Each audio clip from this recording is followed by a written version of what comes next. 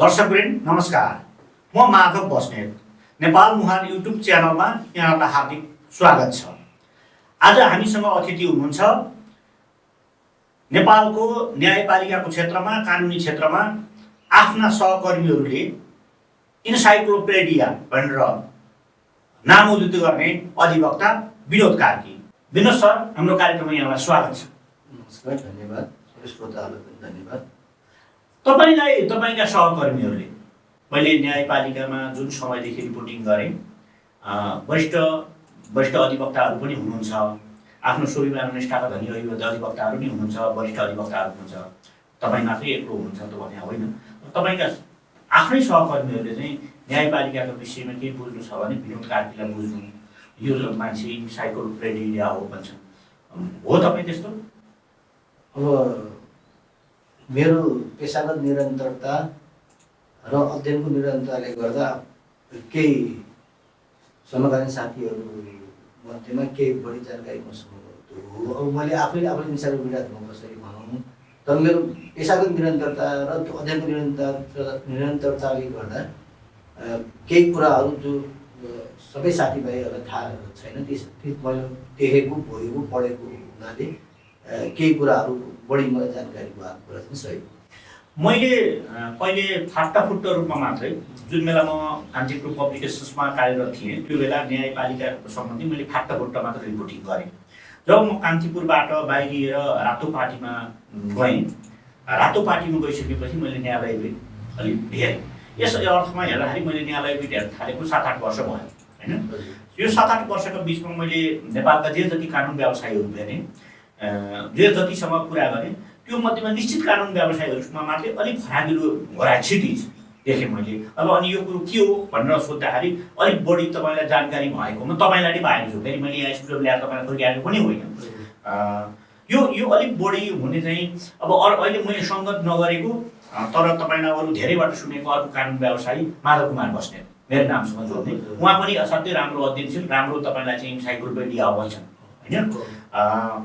तपाईँहरूकै निश्चित मान्छे, आफ्नै कानुन व्यवसायी कलिगहरूले तपाईँहरू निश्चित मान्छेहरू मात्रै यसरी नाम लिनु पछाडिको कारण चाहिँ के?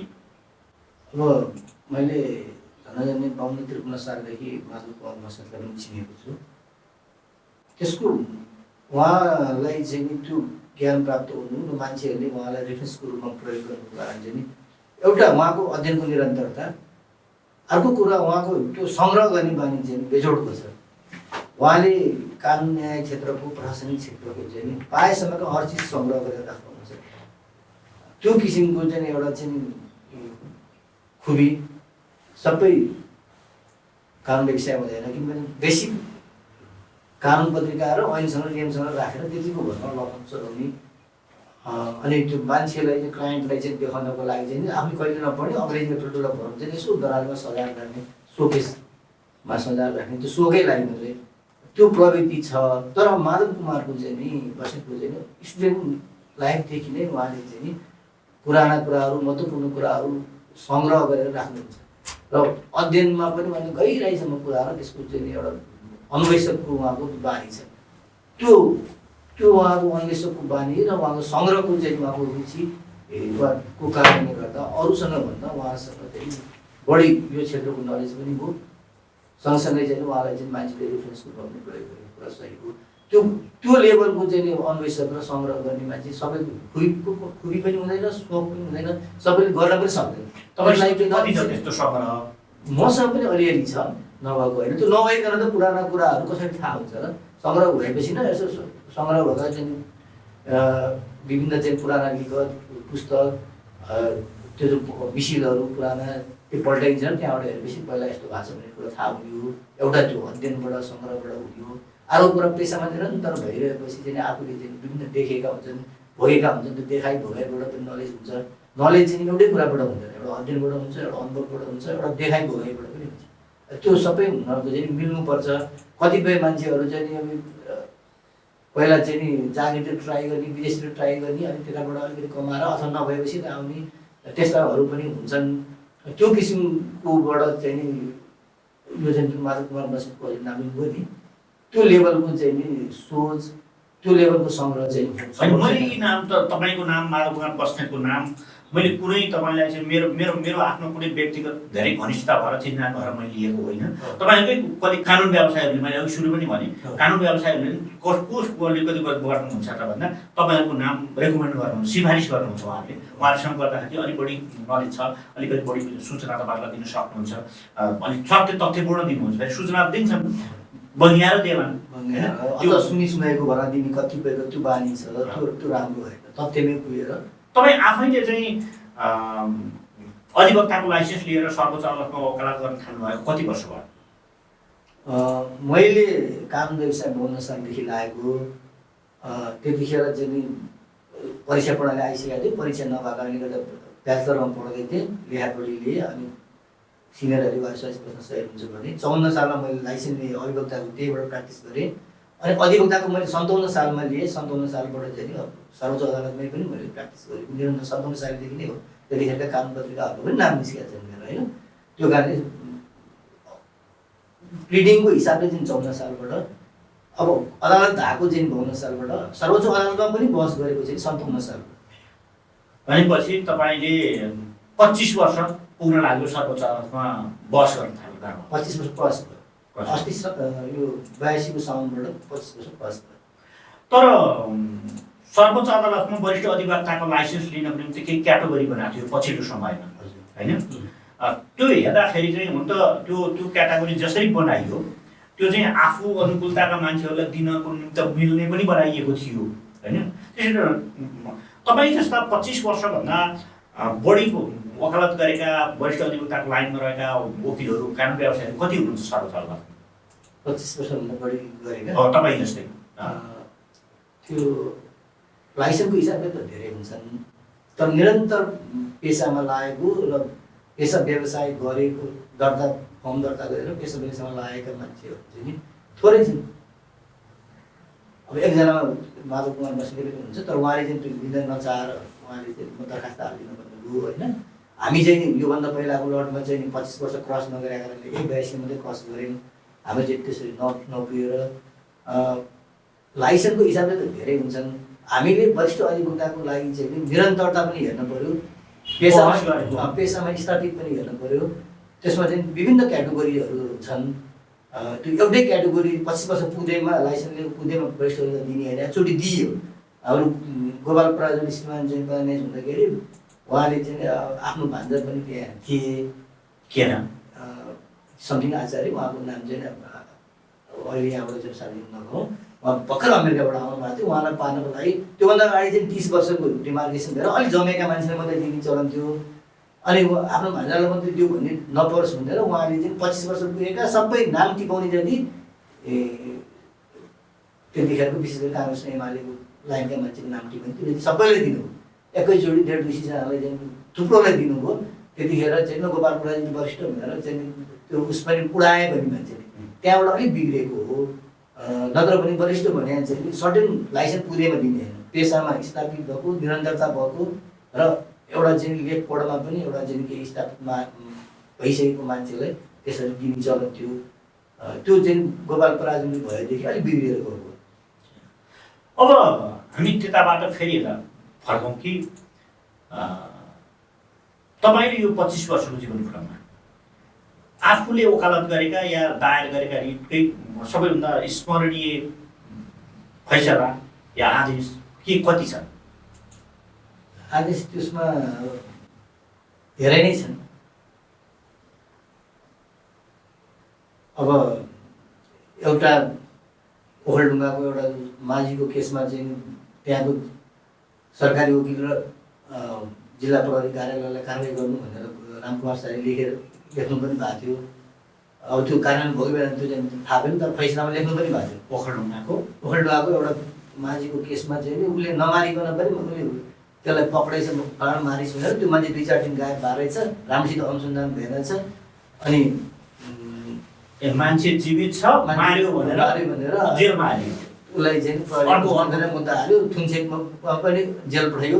उसले पनि प्रहरीले पिट्न थालेपछि हाम्रो त साबितीमुखी अनुसन्धान र चाहिँ अभियोजन हुने, प्रहरीले पिट्न थालेपछि हो मैले गरेँ भनेछ।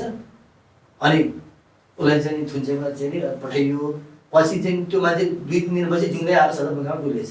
वरिपरि मान्छे अनि प्रहरीहरूले त्यो पनि देखे, सबैले देखे, उसलाई थुन्चेमा पठाइसकेको छ। यहाँ बन्दी प्रतिष्ठान हालेको थियो, बन्दी प्रतिष्ठान हालेपछि सोगज भयो अनि यहाँबाट सर्वोच्च अदालतले पनि तदारुकता देखाएर त्यहाँ जिल्लाका न्यायाधीशलाई केही निर्देशनहरू भयो। त्यसपछि जिल्लाको न्यायाधीशले चाहिँ त्यतिखेर मुर्गी अन्त्य 118 पनि पछि ठरेको हुने भनेको कारणले गर्दा आफ्नो आदेश फेरि दायाँ गर्न सक्ने अवस्था थियो।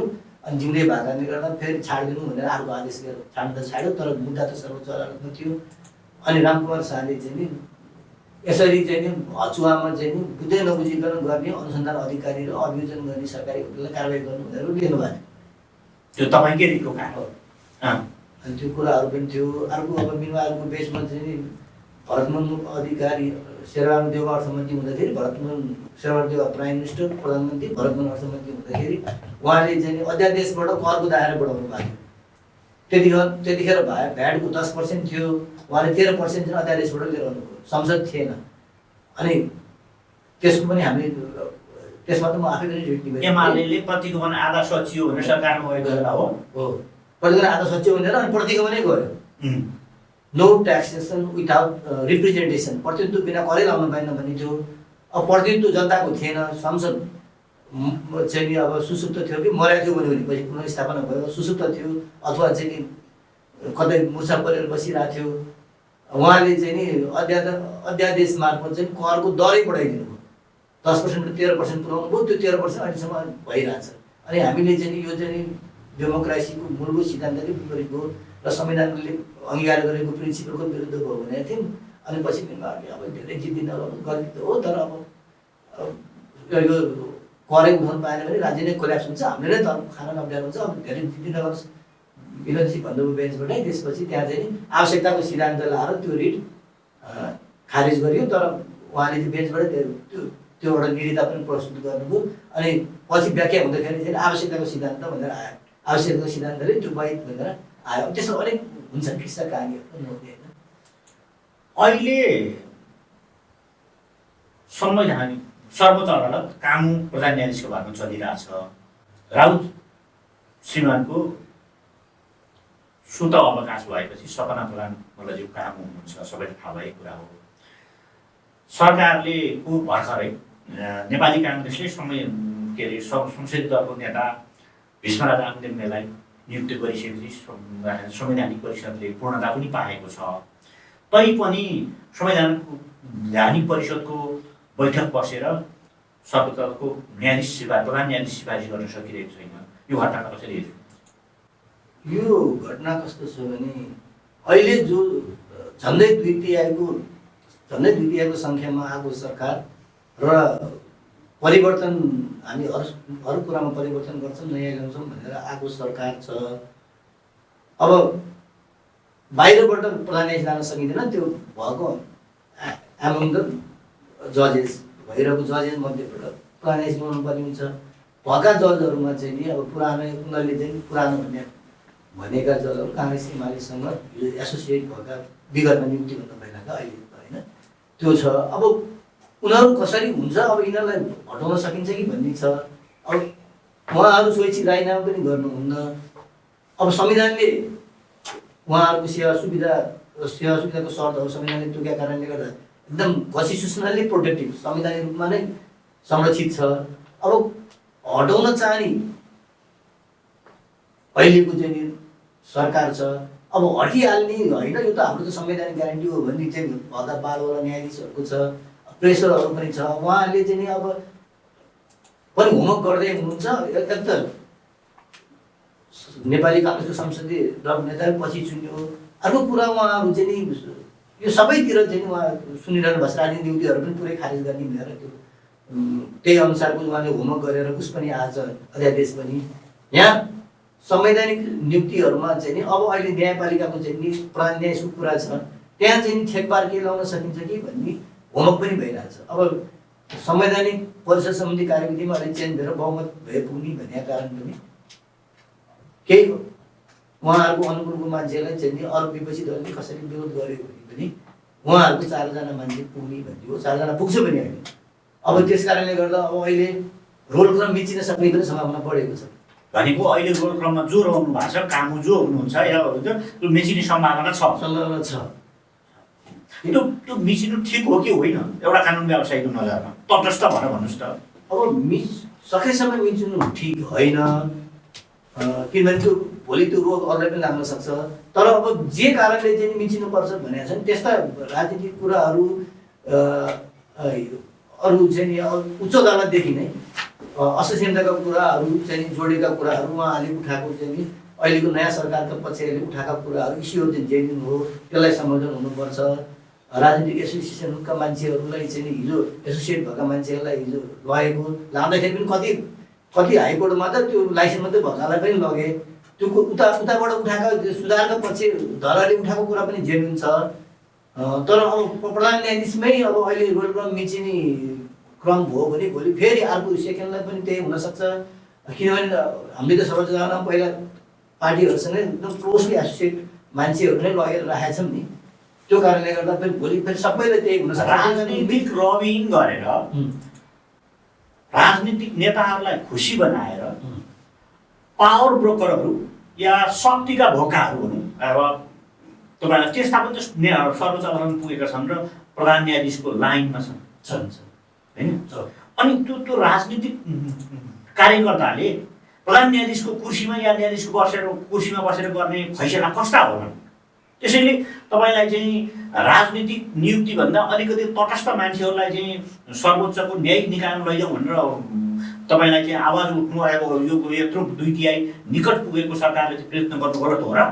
त्यो एकदम सही हो। अब बाहिरबाट लान सक्ने अवस्था छैन, भइरहेका न्यायाधीशहरू मध्येबाट लानुपर्ने हुन्छ प्रधान न्यायाधीशमा। अब हाम्रो संविधानमा चाहिँ नि प्रधान न्यायाधीशै एकैचोटि बाहिरबाट लान सक्ने अथवा कुनै निकायबाट लान सक्ने अवस्था छैन। भइरहेको न्यायाधीश मध्ये पनि त्यो पनि 3 वर्ष पुरा गरेको न्यायाधीश मध्येबाट लानुपर्ने हुन्छ। अब अहिले फर्स्ट सेकेन्ड थर्ड फोर्थ प्रायः जसो लगभग उस्तै छन्। फर्स्ट क्रस गरेर सेकेन्ड चाहिँ तटस्थ मान्छे अथवा चाहिँ नि उसबाट आएको क्यारियरबाट आएको छ कि भन्दा त्यो पनि छैन। थर्डमा पनि त्यही लाइनकै मान्छे छ। त्यो कारण एकैचोटि त्यो धेरै तल जम्प गर्नुपर्ने हुन्छ। मैले त अपुष्ट रूपमा सुनेको उहाँले चाहिँ नि तपाईँहरूले चाहिँ सोची राजीनामा गरेर बाटो खाली गर्नेदेखि हामीले चाहिँ अब तटस्थ मान्छे अथवा आफ्नो अनुभवको मान्छे ल्याउन चाहिँ नि हामीलाई सहयोग हुन्छ भन्ने कुरा त्यसको म्यासेज पनि पठाएको छन् रे भन्ने पनि सुनिएको छ। त्यसको आधिकारिकता चाहिँ भेरिफाई गर्न हामीसँग यत्रो 2/3 निकटको सरकारले हामी चाहिँ तपाईँलाई हाम्रो अनुकूलतामा चाहिँ तपाईँलाई अलिकति न्यायपालिकालाई पुनः संरचना गर्न चाहन्छौँ, तपाईँहरूले बाटो खोलिदिनुहोस् भन्नु के नाजायज हो र? उनीहरूको हिसाबबाट जायज हो।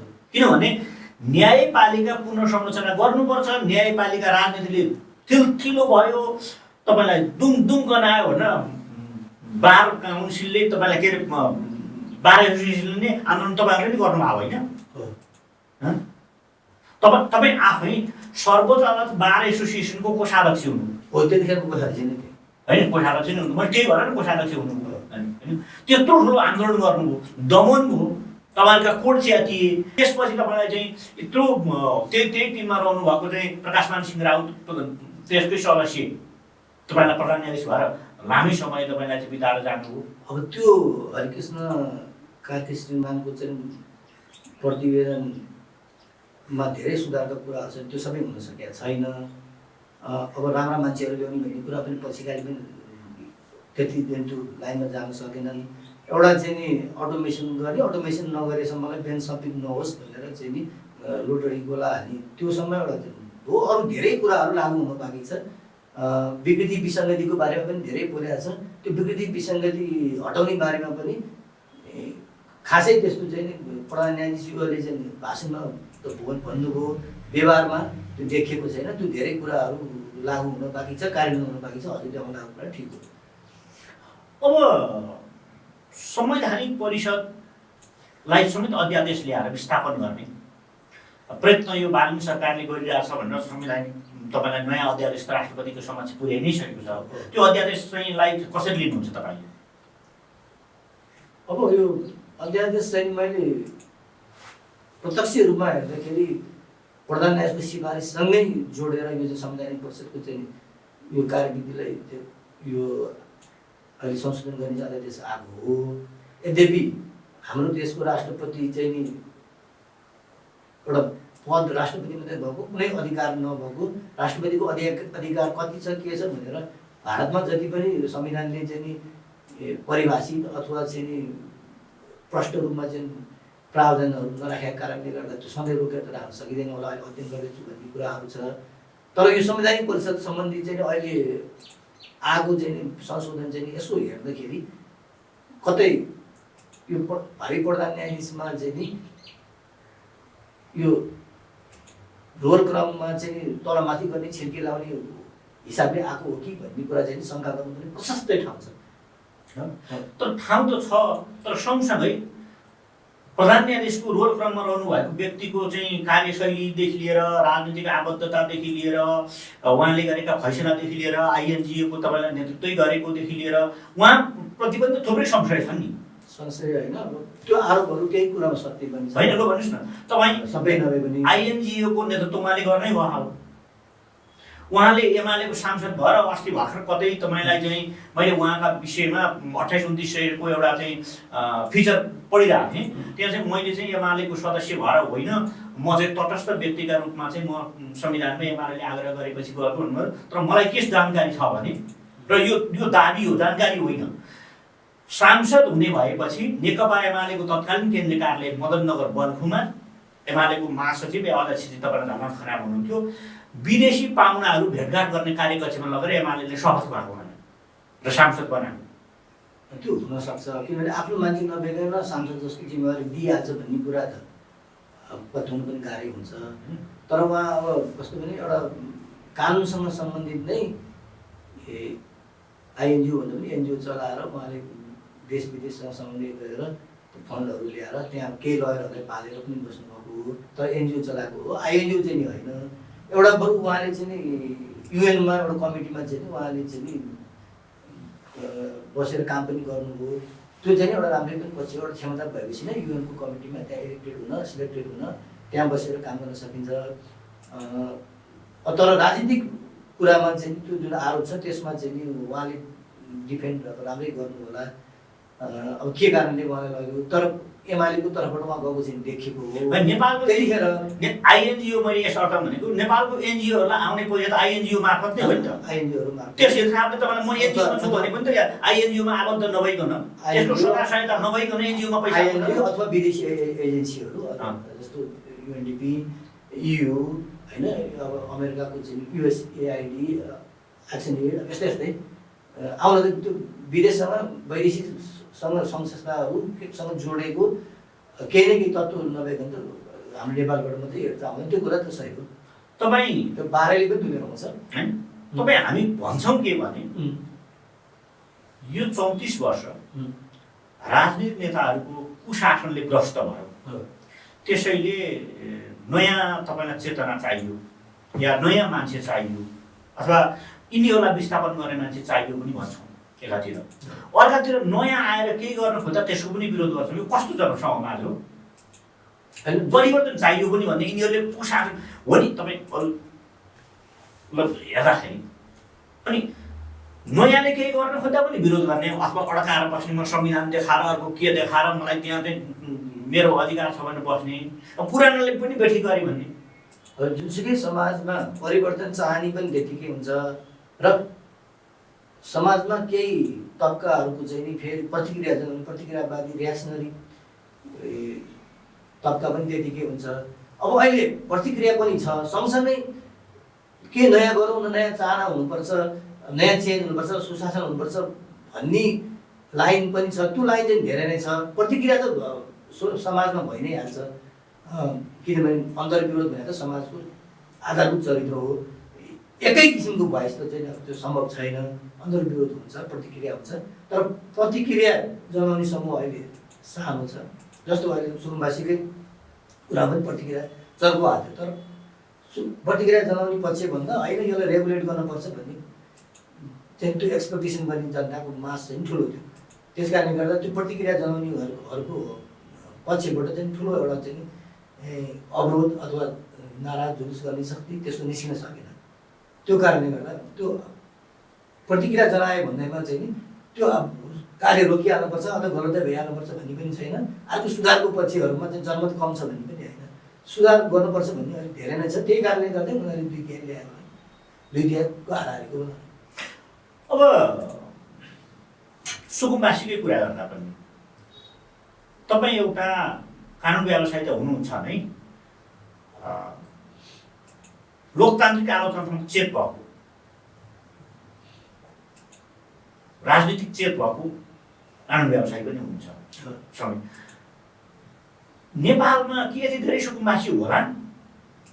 सुकुम्बासीलाई लखेट्यो, सुकुम्बासीलाई हटायो भनेर तपाईँलाई चाहिँ अहिले बालिकमाथि जे लागेको छ त्यसका तौर-तरिका पुगेन भनेर।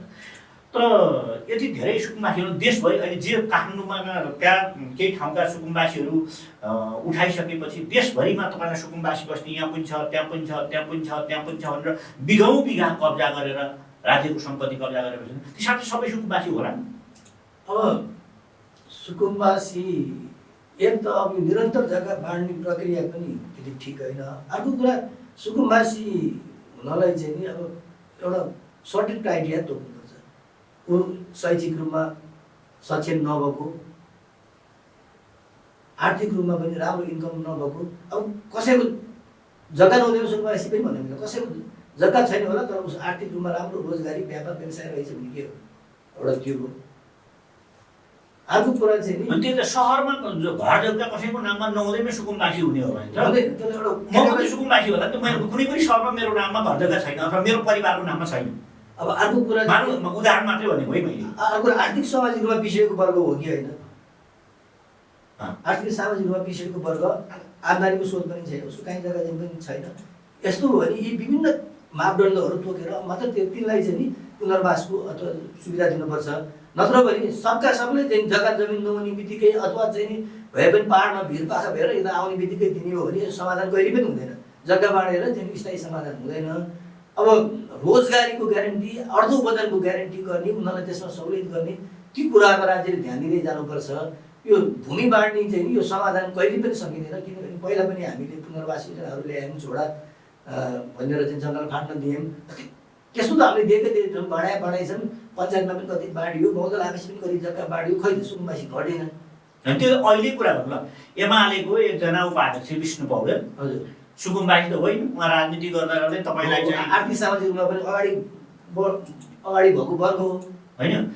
पूर्व मन्त्री एमालेकै केन्द्रीय सदस्य प्रदीप बेनौली हेरौँ, उहाँ त साँच्चै सुकुम्बासी त होइन।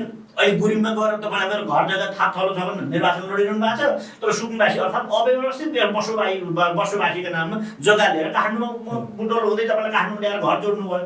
यो त केहीका लागि तपाईँलाई खाने मेलो पनि त रहेछ, धनी बन्ने मेलो पनि रहेछ नि त। हो, धनी बन्ने मेलो। त्यहाँ चाहिँ अब आवासको अधिकार मात्रै चाहिँ नि प्रत्याभूति नगरेर त्यहाँ चाहिँ बालमा लगाएर त्यसले उपार्जन गर्ने पनि मेलो भयो कतिको लागि। अब अहिले एकजना के नयाँ मन्त्री के किराँती भन्ने, गोपाल किराँती के भन्नेको पनि नाम आइरहेछ चाहिँ नि सामाजिक सञ्जालमा। के कति चाहिँ नि हो, अब हो रहेछ भने त्यस्तो नराम्रो, त्यो त एकदम साह्रै नराम्रो हो। तपाईँले नाम लिनुभएको व्यक्ति गोपाल किराँती र म एउटै जिल्लाका मान्छे हुँ। म दुधकोशी वारीको हुँ, उहाँ दुधकोशी पारीको हो होइन। उहाँको तपाईँलाई सोलुखुम्बुको तत्कालीन पावै गाविसमा बकाइदा जमिन छ होइन। अब छैन भनेर ए बाबा अलिकति पाखो होला, कम उब्जनी होला, जमिन त छ नि त। नहुँदाखेरि पनि आर्थिक सामाजिक शैक्षिक रूपमा पिछडेको पनि त हुनु पऱ्यो नि। उहाँ जस्तो राजनीति गर्ने, लिडरसिप गर्ने, समाजमा जो उदाहरण प्रस्तुत गर्ने मान्छेले आफै चाहिँ त्यो जग्गा हडप्न अथवा सुकुम्बासी दिएर सुविधा दिन त त्यति सुहाएन। त्यही कारण मैले अघि नै भने जग्गा नभएको मात्रै एउटा मापदण्ड हुनु हुँदैन। आर्थिक सामाजिक शैक्षिक रूपमा उसको के छ स्थिति, पिछडेको छ कि छैन, उसले प्रगति गर्न नसक्ने अवस्था छ कि छैन, अनि त्यो सबै चिजलाई हेर्नुपर्छ। यो त हामी देख्यो भने ठुलादेखि सानासम्म राज्य ठगेर खानेहरूको बाहुल्य त भयो नि यसमा अहिले। यहाँ त राज्यले शोषण गर्ने, कोही औषधि उपचारको नाममा, कोही चाहिँ आफ्नो नाममा प्रतिष्ठान बनाएर त्यो नाममा, कोही सुकुम्बासीको नाममा केही न केही गरेर राज्य यन्त्रबाट राजस्व दोहन गर्ने, राज्यको साधन स्रोत दोहन गर्ने, त्यो चाहिँ हामीमा छ।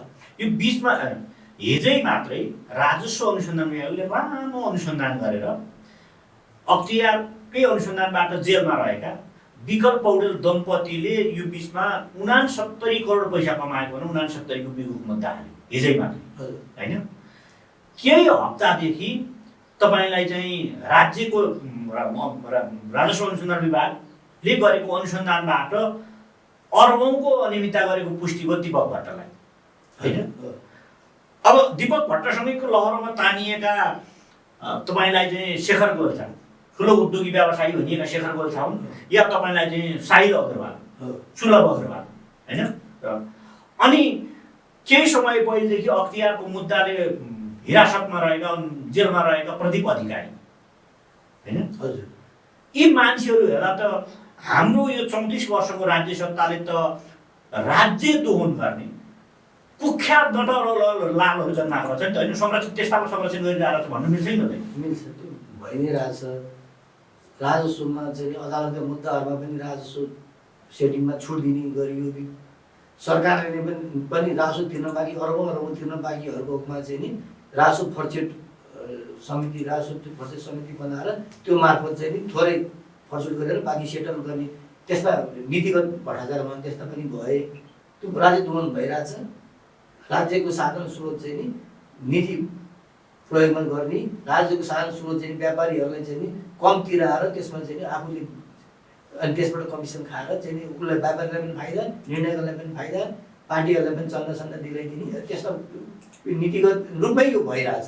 यो छ, यसलाई रोक्नुपर्छ। अब कहिले अहिलेको सरकारले रोक्छ कि अथवा कसरी हुन्छ चाहिँ रोक्नुपर्छ। होइन, यत्रो 2/3 लागि जम्मा 2 सिट मात्रै बाँकी भएको सरकार, यो सरकारले पनि नरोक्यो, अब कसले रोक्दिन्छ? हो, के भगवानको भरोसा पर्ने? धेरै आशा यो सरकारसँग छ। यसमा चाहिँ यो विपक्षी दलहरूले पनि यसमा यो विरोध गर्नु हुँदैन, यो शुद्धिकरणमा यो गर्नुपर्छ। यो चाहिँ काङ्ग्रेस एमाले पनि यसमा साथ दिनुपर्छ भन्ने मेरो पनि आग्रह हो। तर विनोद सर, साँच्चै यहाँ कारवाही नै गर्न थाल्ने हो भने दाङ उपत्यकामा जेल बनाएर, टुँडीखलको त कुरै छोडिदिनुहोस् न, दाङ उपत्यकालाई, सिङ्गो दाङ उपत्यकालाई जेल बनाएर तपाईँलाई चाहिँ धुन्दा पनि तपाईँलाई शुद्धिकरण नहुने अवस्था देखिन्छ नि। अब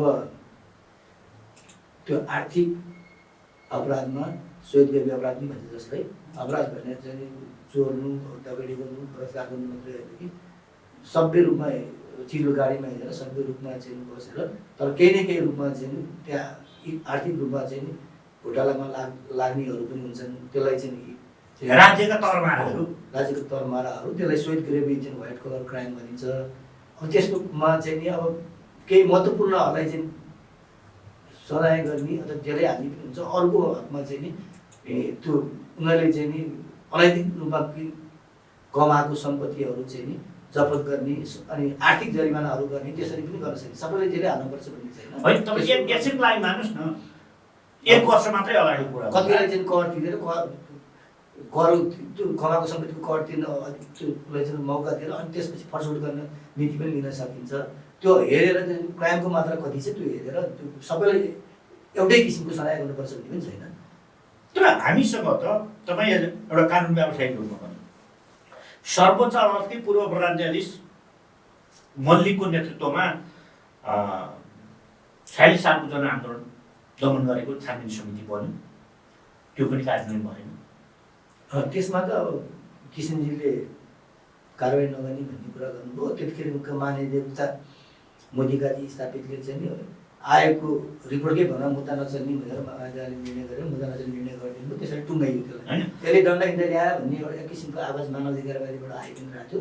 तर किसनजी चाहिँ बदला नलिउँ पञ्चायतसँग, अब राजाको कुरा हो, राजालाई चाहिँ सजाय चाहिँ नि पुलिसहरूले तल पिउसालाई किन सजाय गर्ने भन्ने किसनजीको त्यो लाइनबाट भएको कारणले गर्दा त्यतिखेर त्यो सामसुङ भएको 62-63 जनआन्दोलन दमन गर्नको निमित्त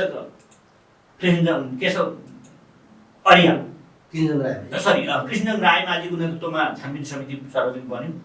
त्यसले पनि तपाईँलाई चाहिँ कसरी दण्ड भएको सजायदार गर्नु परेन।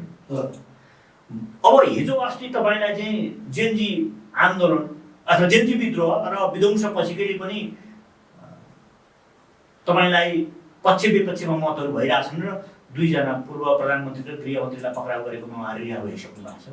हाम्रा हरेक आन्दोलन पछाडि तपाईँलाई सबैले माफी पाउँदै मुलुक चाहिँ धरितन्नम कङ्गाल हुने भयो होइन?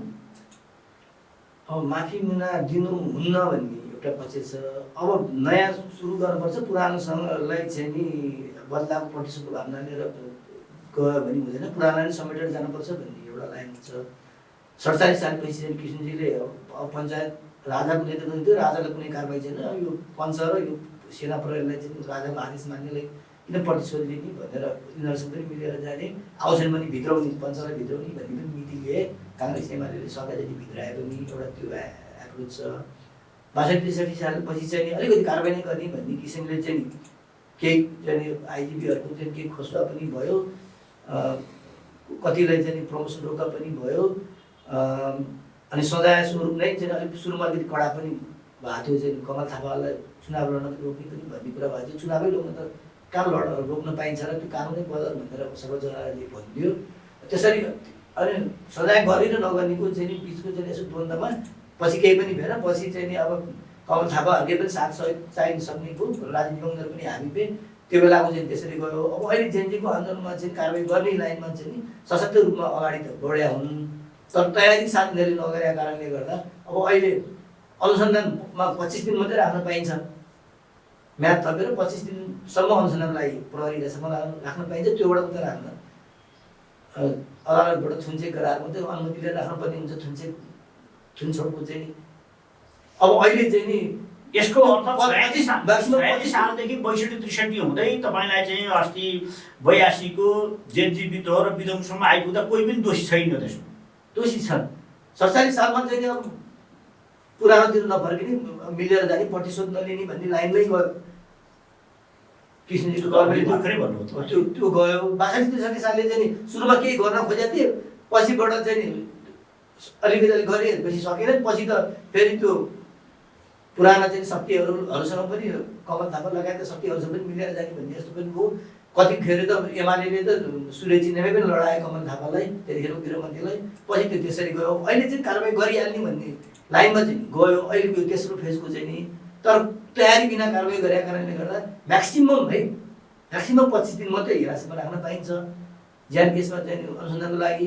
त्यहीमाथि सर्वोच्च अदालतले 15-16 दिनभन्दा बढी नराख, तुरुन्त अदालतमा चाहिँ अभियोगपत्र पेश गरौँ, नभए हाजिर जमानीमा छाड्नु अथवा बाहिर राख्नु पर्यो। अब यिनीहरूसँग अहिले अनुसन्धान चाहिँ व्यापक केही पनि थिएन, 25 दिनमा अनुसन्धान गर्न सक्ने किसिमको यो घटना पनि थिएन। अब त्यसमा राजनीतिक नेतृत्वलाई मात्रै जोडेर त्यहाँ फिल्डमा चाहिँ खटिएका गोली चलाउने, जसको हातबाट गोली चलाएको छ, तिनलाई छुट दिएर मुद्दा दर्ता हुन सक्ने पनि स्थिति थिएन। केही सिप नलाएपछि अहिले सरकारले नै रमेश लेखक र केपी ओलीलाई चाहिँ सरकारले नै खोजेको बेला चाहिँ हाजिर हुने भनेर हाजिर जमानीमा छाडेको चाहिँ त्यो अवस्था छ। तर सजाय नहुने 47 सालको एप्रोच अप्नाइसकेको चाहिँ होइन, उहाँहरूलाई चाहिँ मुद्दामा अनुसन्धान चाहिँ भइरहेको छ। तर अर्को अचम्म अथवा चाहिँ विडम्बना पनि छ नि त, राज्यका तर्फबाट गौरीबहादुर कार्की आयोगको प्रतिवेदन आजसम्म औपचारिक रूपमा सार्वजनिक भएको छैन होइन। राष्ट्रिय मानवाधिकार आयोगले त्यतिकै मिहिनेत गरेर बनाएको प्रतिवेदन कहिले ठेउलाले सताउने, कहिले तपाईँलाई चाहिँ ज्वरोले सताउने तपबहादुर मगरलाई होइन सार्वजनिक गरेका छैन होइन। यो प्रतिवेदनहरू सार्वजनिक नगरिकन गुपचुप रूपमा तपाईँलाई कारबाही गर्नु पक्रिनु फेरि ठिक होला? त्यो पनि प्रक्रियाको हिसाबले ठिक होला नि? कुटनीतिक विषयमा खलल पर्ने जस्तो एक दुईवटा अपवाद बाहेक यस्ता कुराहरू सार्वजनिक नगरिकन रोक्नु सुशान्त दृष्टिले पनि राम्रो होइन। झन् जसलाई मुद्दा परेको छ तिनीहरूले चाहिँ आयोगमा उसमा के लेखेको छ भनेर राम्रोसित हेर्न पनि राम्रो पाएको छैन। यद्यपि चाहिँ अब अहिले चाहिँ संसदमा ल्याएर राखेको छ, त्यो चाहिँ हेर्न पाइन्छ, नक्कल सार्न पाइँदैन, फोटोकपी गर्न पाइन्न भनेको छ। त्यो किसिमले चाहिँ गुपचुप राख्न पर्ने किसिमको प्रतिवेदन पनि होइन यो। त्यो हेर्न नदिनु भने चाहिँ नि सुशासनको खिलाफ हो। उहाँले चाहिँ सुशासन दिन्छौँ, पारदर्शिता दिन्छौँ भनेर जुन आउनुभयो त्यसको पनि एक किसिमले यो बरखिलाफ काम हो। यो सरकार बनेको भोलि 1 महिना 1 हप्ता पुग्दैछ, यतिको समयको उसको काम गराइलाई तपाईँले कसरी लिएको हुन्छ? अहिलेसम्मको काम गराएको हिसाबले चाहिँ अब 100 दिन नभइकन मूल्याङ्कन त नगर्नु भन्छन्। तैपनि अब यसो प्रारम्भिक रूपमा यसो हेर्दाखेरि चाहिँ नि केही गरौँ भन्ने जोस र चाहिँ मनसाय देखिन्छ। तर अब हडबडमा गरेका कारणले गर्दा चाहिँ कतिपय कामहरूमा चाहिँ नि आफैले पछाडि हट्नुपर्ने, झन् अलोकप्रिय उहाँ नै हुनुपर्ने कुराहरू भइरहेछ। जस्तो चाहिँ अब संसद बोलाइसक्यो, कल गरिसकेकालाई फेरि त्यो फिर्ता लिनुभयो, त्यो राम्रो होइन। बरु 2-4 दिन ढिला पहिले होमवर्क गरेर कहिले बोल्न ठिक हुन्थ्यो होमवर्क गरेर 2-4 दिन ढिलै बोलाएर हुन्थ्यो बोलाउनु पर्थ्यो फिर्ता गर्नुभयो मुद्दामा चाहिँ नि पर्याप्त चाहिँ अनुसन्धान तहकिकात नभइकन चाहिँ एकैचोटि मान्छे पक्रेर आफैले छाड्नु पर्यो हाजिर जमानीमा त्यो त्यस्तो गल्ती कमजोरीहरू देखिरहेछ अब सुकुम्बासीकोमा पनि चाहिँ नि उहाँले सुकुम्बासीलाई व्यवस्थापन गर्ने भन्ने कुरामा सत्तापक्ष प्रतिपक्ष सबैको चाहिँ सहमति छ नारी समाज पनि छ तर यसरी रातारात चाहिँ उठीबास लाउने भन्दा चाहिँ नि सिस्टमेटिकली चाहिँ नि उहाँले चाहिँ डाटा लिएर चाहिँ वास्तविक सुकुम्बासी को होइन गरेर अनि वास्तविक सुकुम्बासीलाई फेरि रिहेबिलिटेसन गर्ने अरूलाई उठाएर पठाउने त्यो बिस्तारै गर्नु पर्थ्यो तर प्रक्रियागत रूपमा चाहिँ नि धेरै मान्छेहरू अहिले असन्तुष्ट भइरहेछन् यस्ता केही हडबडका कामहरूले गर्दा उहाँहरूको लोकप्रिय पनि बढिरहेछ तर अहिले समग्रमा चाहिँ नि हेर्दाखेरि चाहिँ नि इन्टेन्सन मनसाय चाहिँ उहाँहरूको राम्रै गरौँ भन्ने चाहिँ देखिँदै गएको छ जस्तो सुकुम्बासीलाई नै उठाए अब के भन्नु तपाईँ तर यहाँ त रात गए अग्राफमा लाग्यो भन्छ नि त हामीले हिजो संविधान निर्माण गर्दा पनि देख्यौँ बेलुका सहमति भइसकेर मध्यरातसम्म हस्ताक्षर गर्न मात्रै बाँकी रहेर भोलिपल्ट अन्त भत्ताभङ्ग भइसक्थ्यो सहमति भएकै कुरा पनि त्यस्तै गरी यसलाई चाहिँ पर्खिदिउँ 15 दिन समय दिउँ महिना दिन समय दिउँ भनौँ भने यही सत्तालाई हेरिसक्थ्यो होला कि या तपाईँलाई अर्कै उलटपुलट भइसक्थ्यो कि त्यस हिसाबले पनि हतारमा गर्नु परेको हो कि सरकारले त्यस्तो अब मिलिजुली अथवा कसैको समर्थनमा टिकेको सरकार थिएन उहाँहरूकै एकलौटी झन्झनै 2/3 नजिकको सरकार थियो त्यो कारणले गर्दा रातारात अथवा 15 दिनमा त्यस्तो उहाँलाई अप्ठ्यारो परिहाल्ने चाहिँ त्यस्तो केही चाहिँ तथ्यगत ठोस चाहिँ केही देखिया छैन अब उहाँले त्यो कुराको पर्सिभ गरे बेग्लै कुरा हामीले हेर्दाखेरि चाहिँ जुन योभन्दा पहिलाका सरकारहरूलाई त्यस्तो निर्णय चाहिँ तत्काल कार्यान्वयन नगरे भने फेरि पछि पोलिसन पार्टनरबाटै अप्ठ्यारो हुने अथवा कुनै शक्ति केन्द्रबाट अप्ठ्यारो हुने त्यस्तो चाहिँ अहिलेको सरकारलाई चाहिँ छ जस्तो चाहिँ तथ्यगत रूपमा देखिँदैन यस अहिलेका सरकारहरू 46 सालदेखिकै सरकारहरूलाई तपाईँलाई चाहिँ आए नयाँ जे भए पनि त्यसलाई चाहिँ कसले घेर्यो भन्दा हिजो पञ्चायतमा रजगज गरेर गर्नेहरूले पनि घेरे त्यसपछि फेरि तपाईँलाई चाहिँ काङ्ग्रेसको सरकारलाई पञ्चायतमा रजगज गर्नेले घेरे एमालेको सरकार बन्नु काङ्ग्रेसले मतलब त्यसैकै ढङ्गले घेरियो माओवादी सरकारलाई पनि एउटा निश्चित बिचौलिया वर्गले सत्तामा बस्ने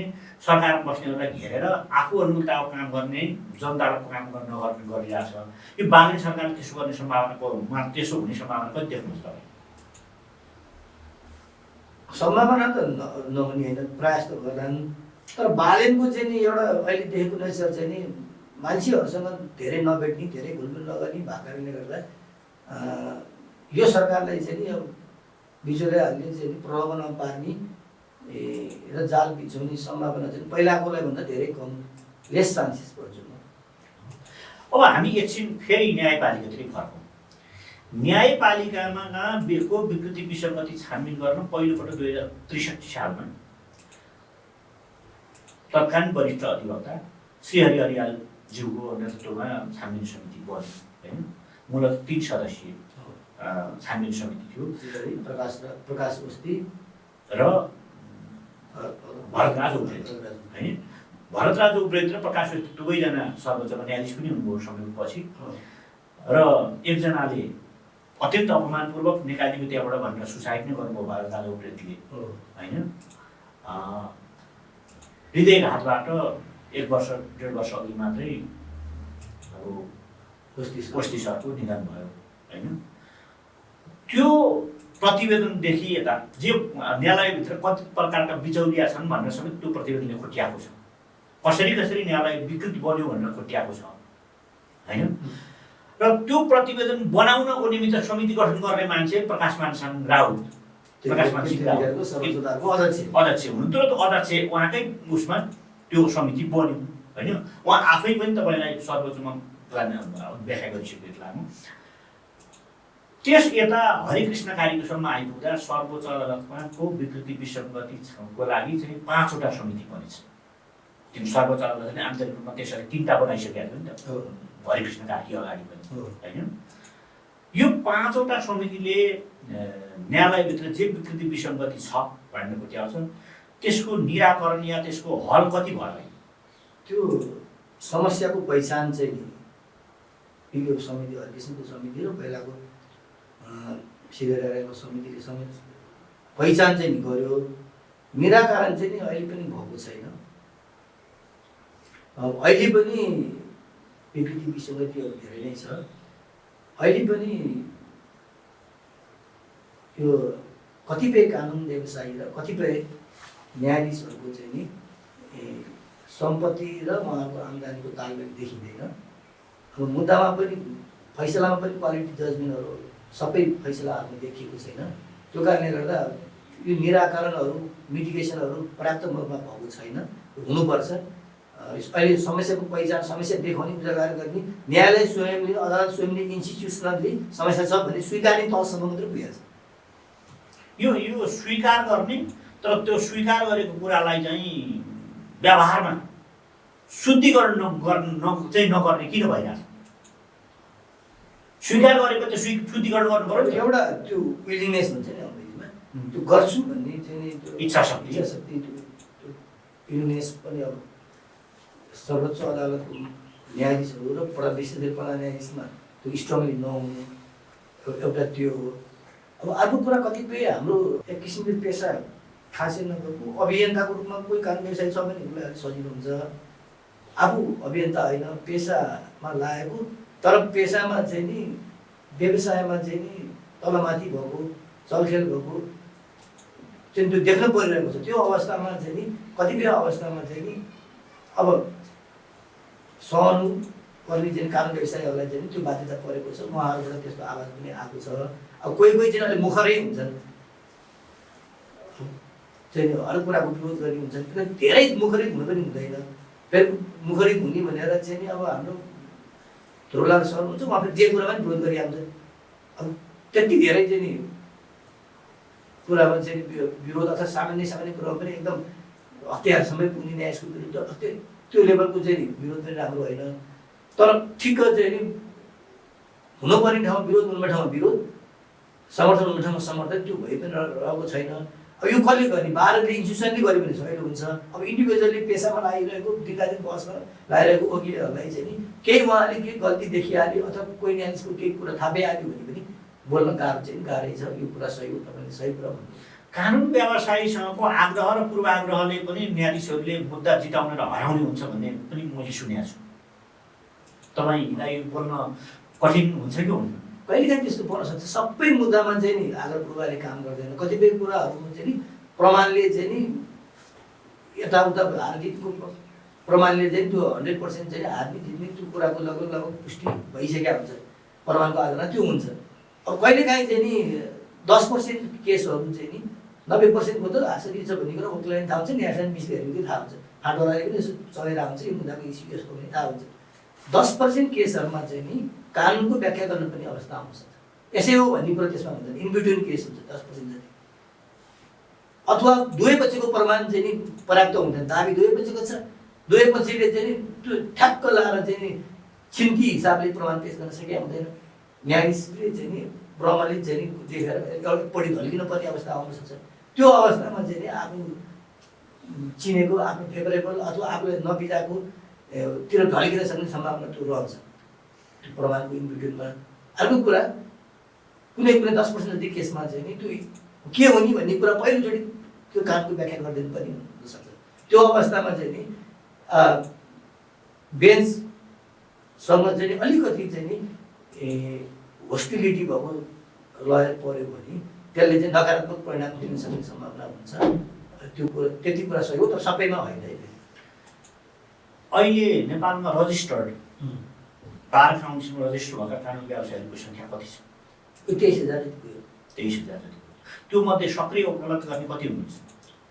अब यो 9-10 हजार चाहिँ नि त्यो रिन्यू गरेको मान्छेको आउँछ काउन्सिलको चुनावमा, नेपालको चुनावमा, त्यही 9-10 हजारको लागि। त्यो 9-10 हजार मध्ये बिचौलिया अलिक बढी, तपाईँलाई माफिया नै अलिक दलाली गर्ने कानुन व्यवसायीहरूको सङ्ख्या चाहिँ कति हो? त्यसो थोरै हुन्छ, तर त्यही थोरैले नै बिगार्छ। त्यो त सबका सबका हुन्छ र बदमासी गर्ने न्यायाधीशको सङ्ख्या नै थोरै हुन्छ।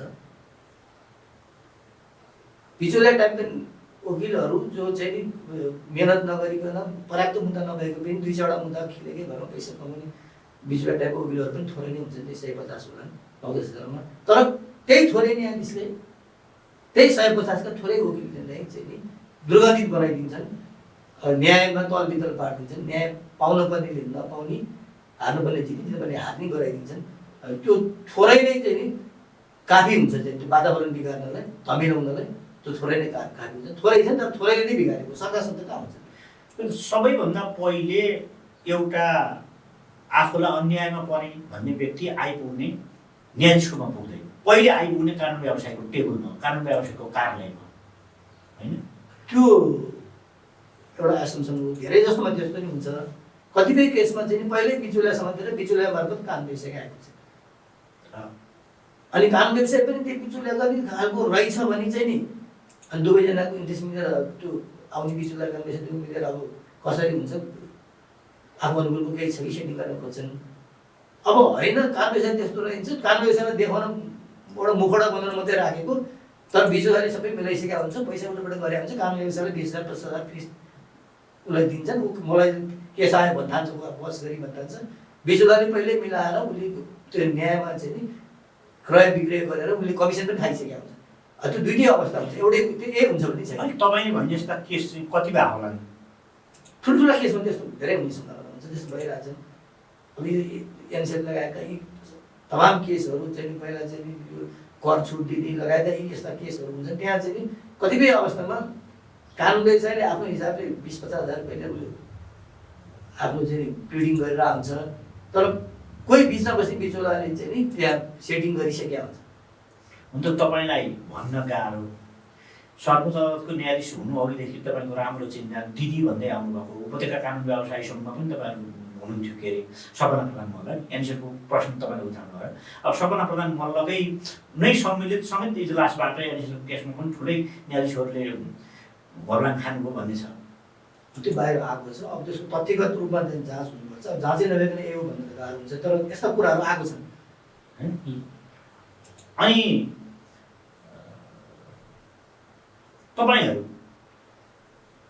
न्यायालय सुधार हुनैपर्छ भन्ने बाहिर मुखले या आन्दोलनमा पनि देखा पर्ने, तर भित्रभित्र बिचौलिया धन्दा नछोड्ने कानुन व्यवसायहरूको सङ्ख्या पनि ठुलै छ नि, होइन? ठुलै भन्दा पनि केही निश्चित छ, तर ती अरू चाहिँ नि सामान्य फिस लिएर पनि वकिल भन्छ ती प्रभावकारी छन्। तिनले चाहिँ नि त्यो चाहिँ नि सङ्क्रमण गर्ने मुद्दाहरू, तिनले चाहिँ त्यो बिगार्ने मुद्दाहरू चाहिँ नि ठुलो स्केलको हुन्छ, जनतालाई राज्यलाई चाहिँ ठुलो चाहिँ नोक्सानी हुने किसिमको त्यस्ता मुद्दा चाहिँ। त्यही त न्यायपालिकाको शुद्धिकरण गर्न अभियन्ता नै हो हामीले सुरु गरौँ पनि भन्ने हामी यसैको लागि गएको। तर तपाईँलाई चाहिँ बारका अध्यक्ष पनि भइसकेकाहरू होइन, या तपाईँलाई काङ्ग्रेसको माथिल्लो तहमा छन् पहुँच राख्ने नेताहरूसँग, सिधै सभापतिहरूसँग उपसभापतिहरूसँग सिधी पहुँच राख्ने, होइन?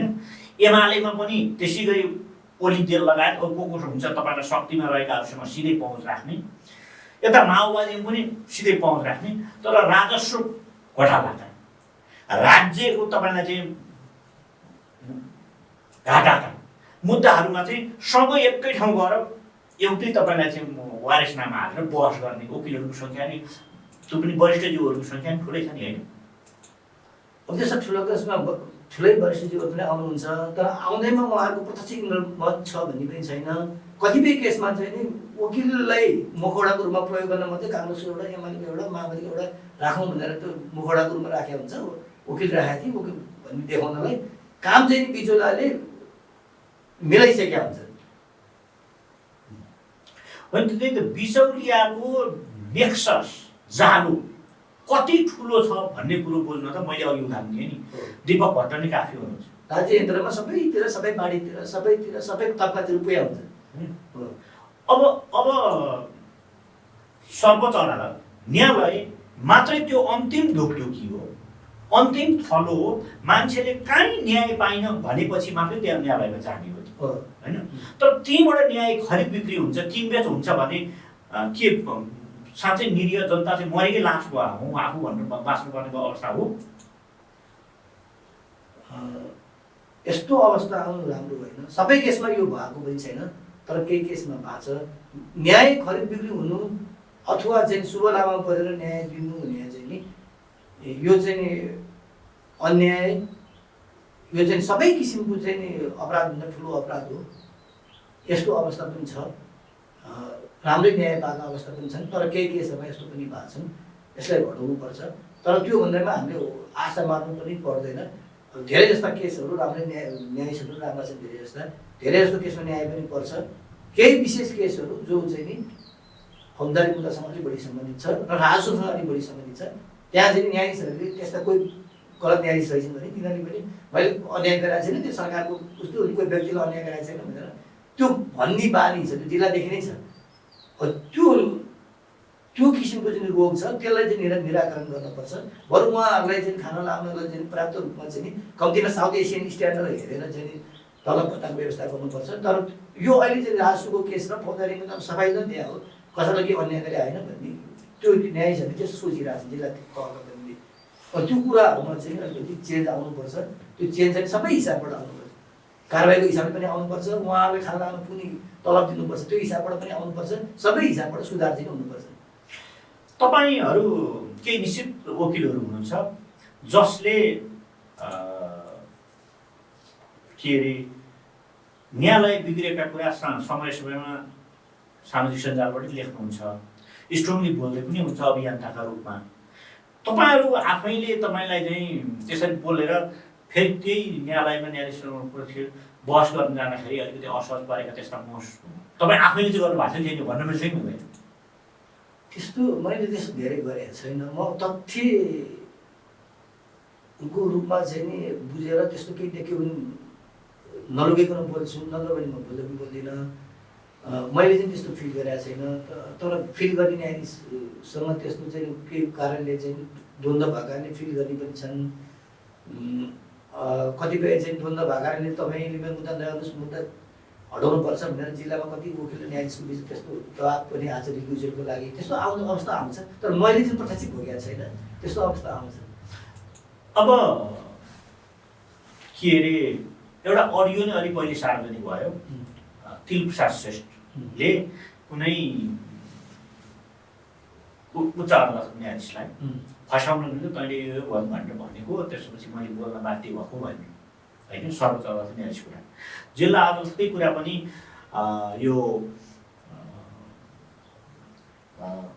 सिभिल ब्याङ्क सिभिल सहकारीको सँग सम्बन्धित सर्वोच्च अदालत इच्छाको चाहिँ केसमा सर्वोच्च अदालत बाह्र सिजन कोषाध्यक्ष 2 करोड रुपियाँ अफर जिल्ला अदालतका न्यायाधीशसँग होइन सर्वोच्च बार भन्न आएछ मलाई नेपाल बारका त्यो प्रतिवेदन अहिलेसम्म सार्वजनिक भएको छैन। यस्ता थुप्रै कुराहरू सुनिन्छन्, तर एक अनुसन्धान हुँदैन, दोस्रो अनुसन्धान भए पनि ती प्रतिवेदनहरू सार्वजनिक हुँदैन। किन होला यस्तो भएको छ? अब अनुसन्धान गर्ने प्रतिवेदन सार्वजनिक गर्ने रोग चाहिँ हाम्रो राज्य यन्त्रको पुरानै हो। अब त्यसमा के सामान्य कारबाही हो, न्यायालयले पनि सामान्य कारबाही हो, यता बार काउन्सिलले पनि वकिल साहबले पनि सामान्य कारबाही हो। अब कानुन व्यवसायले त्यसरी चाहिँ अब मानौँ न घुस खान चाहिँ नि अथवा खुवाउन अथवा दुरुस्तान गरेको खुवाएको यो अवस्थामा चाहिँ नि भ्रष्टाचार मुद्दा नचल्ने सामान्य चाहिँ नि काउन्सिलले कारबाही गर्ने भनिन्छ। अब काउन्सिलले चाहिँ आफ्नै वकिललाई त्यति कडा कारबाही नगर्ने, फेरि काउन्सिलमा पनि राजनीतिक प्रभाव राजनीतिक दलकै व्यक्तिहरू गएको हुन्छन्, काङ्ग्रेस एमएलए गएको हुन्छन्, वकिल पनि त्यो हुन्छ। त्यो कारणले गर्दा एउटा विकृतिमा चाहिँ नि फसेका फेरि विकृतिमा लागेका ठोस प्रमाण भएकालाई चाहिँ नि सशक्त कारबाही हुन सक्ने गरेर काउन्सिलको एउटा अनुशासन समिति छैन। काउन्सिलले अहिलेसम्म त्यो दुवै पक्षमा वकालत भएका कृतिजासमा सजाय पाएका त्यस्तालाई त्यो चाहिँ पहिल्यै सजाय भएर कृतिजासमा सजाय पाइसकेका भ्रष्टाचार सजाय पाइसकेका वकिलहरू लाइसेन्स गर्ने दुवैतिर वकालतमा हाल्ने त्यस्तो बाहेक अरू किसिमको विकृतिमा लाग्नेहरूलाई चाहिँ केही कारबाही गर्न सक्ने ठोस म्यान्डेट पनि त्यति राम्रो भएन। त्यो अनुशासन समिति पनि अब त्यो त्यति कार्य गर्न योग्य छैन, किनभने त्यो वकिलै गएर बसिया हुन्छ, वकिललाई सकेसम्म अलिक जोगिहाल्ने। त्यस कारण वकिल पनि भएको एकजना इन्डिपेन्डेन्ट मान्छे पनि कोही भएको त्यो अनुशासन समिति बन्यो भने अलिकति त्यसले काम गर्छ कि भन्ने मलाई चाहिँ भित्र रूपमा लागिरहेको छ। अहिले बार काउन्सिलले त्यही वकालतमा तैँले गलत गरिस्, बिचौलिया धन्दा गरिस्, एउटा तपाईँले दलाली धन्दा गरिस् आदि भनेर कति वकिललाई कारवाही गरेको होला? अब अडियो रेकर्ड समेत आउँदाखेरि तत्कालीन नेपालको कोषाध्यक्षलाई पनि सामान्य कारबाहीको कुनै लाइसेन्स छैन, केही छैन भनेपछि अब अरू शङ्काकै लागेको भरमा अनुसन्धान गरेर कारबाही गर्नु त्यो अलिक सम्भव छैन। यो जस्तो हजुरहरूको पनि चाहिँ प्रेस काउन्सिलमा चाहिँ पत्रकारलाई कारबाही अलिक गरिहाल्न चाहिँ त्यति 8-9 गरी अथवा जोगाउने अझ सकेसम्म जोगाउने त्यस्तो हाम्रोतिर पनि त्यस्तो केही न केही कमजोरी छ।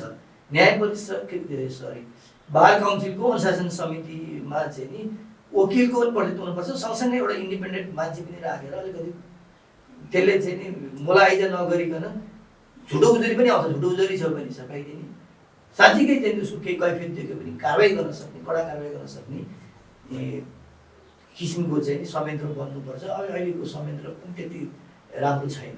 यो त बार काउन्सिलको कुरा भयो, तर हाम्रो सबैभन्दा व्यक्तिको जड त न्याय परिषद हो नि।